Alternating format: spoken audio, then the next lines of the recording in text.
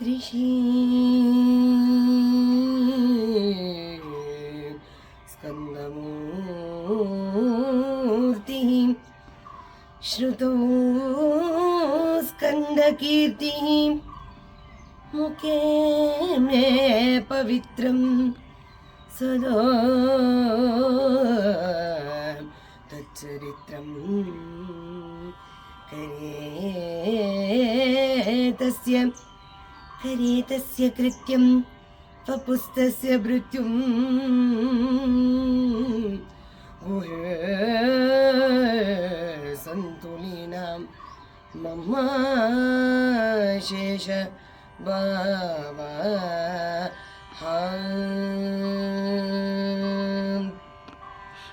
हयिलोत तेळुमिरु विழிयाले ஸ்ரீ சுப்பிரமணியோகம். எல்லோருக்கும் நமஸ்காரம். மார்கழி, தை மாதம், மாசி மாதம் 3 மாதங்கள் திருப்புகழ் கிருத்திக சுதீனத்தில் முருகனுடைய பாதார விந்தத்துக்கு சமர்ப்பிக்கிறோம் அப்படின்னு அவர் சங்கல்பத்தோட ஆரம்பித்த இந்த ஒரு அழகான திருப்புகழ் series for our guru Vishakhama and Guhan அவளுக்கு ஒரு சமர்ப்பணமா இதை மறுபடியும் திரும்பி ஒரு ஆரம்பம். இதை திரும்பி ஆரம்பிச்சு அதுக்கும் ஒரு சுதீனம் வேணுமே, அவனருளாலே அவன் தாழ் வணங்கி அப்படின்னு பங்குனி மாதம் அழகான பங்குனி பெருவிழா திருவிழா. அந்த பங்குனி உற்சவம் நம்ம மயிலாப்பூர்ல நம்ம கபாலீஸ்வரருக்கு ஆரம்பிக்கிறது. அப்படி நடந்துட்டே இருக்கு. ஜல் ஜல் ஜல் ஜல் ஜல் ஜல்னு அப்படி ஒரு வாகனத்திலையும் வருவார்.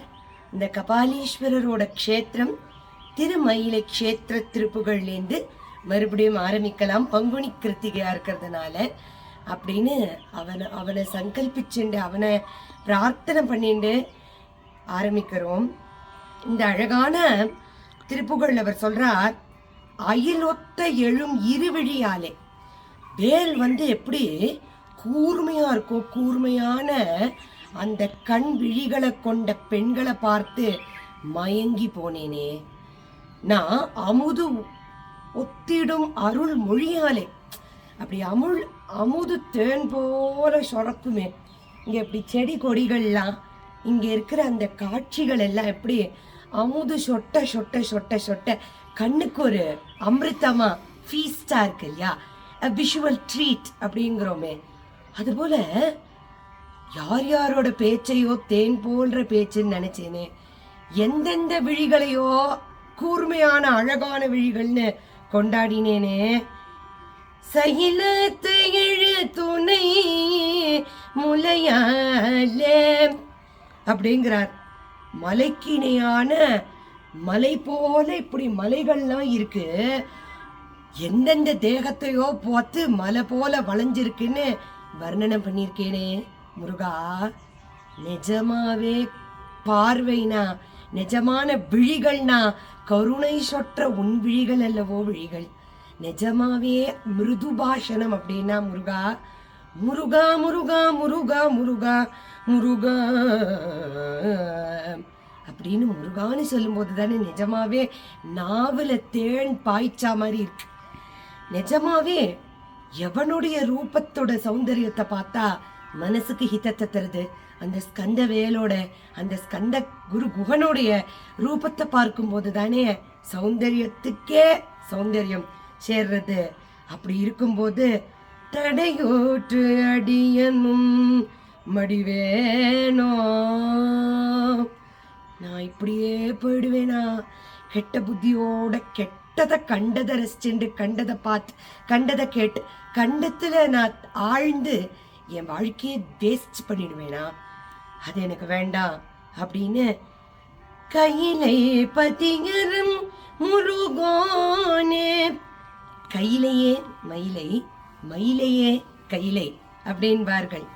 இந்த அப்படி ஜல் ஜல் ஜல்னு கபாலி வரும்போது மயிலையே கையிலை, கையிலையே மயிலை அப்படின்னு அந்த கோஷம் பங்குனி விழாம்போது காதை அப்படி காதை வந்து அப்படி தொடும்போது என்ன ஒரு கைலைக்கு போக முடியுமான்னு தெரில, மயிலைக்கு வந்தாலே கைலைய பார்த்தா மாதிரி அப்படின்னு பெரியவாள்லாம் சொல்லியிருக்கா.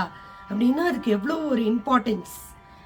அந்த கைலை பதியுடைய முருகனே கடல் அக்கரை திரு அருகே சூழ்.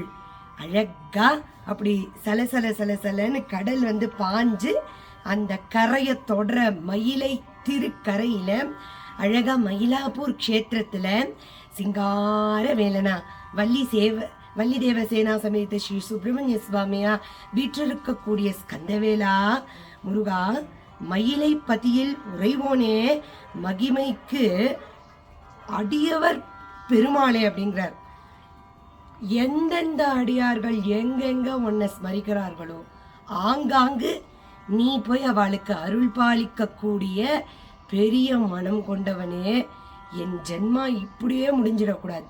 உன்னுடைய நாமத்தையும் அதை சொல்லி என் வாய் இனிக்கணும்.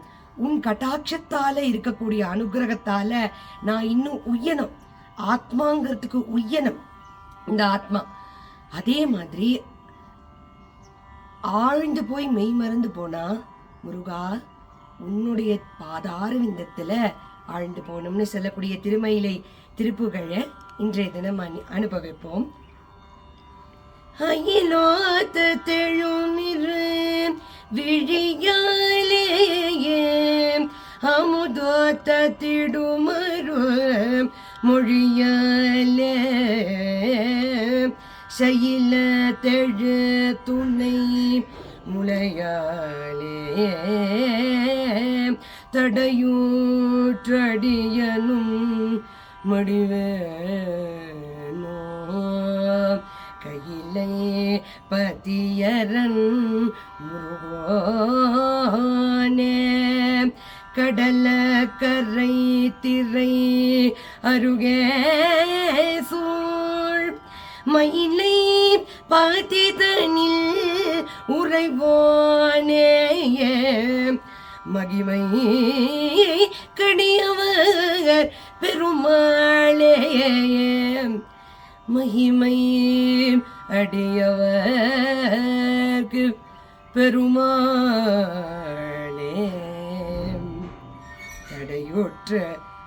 தடை உற்றடியனும் அடிவேனோ மகிமை கடியவர் பெருமாளே மயிலை பதித்தனில் உறைவோனே.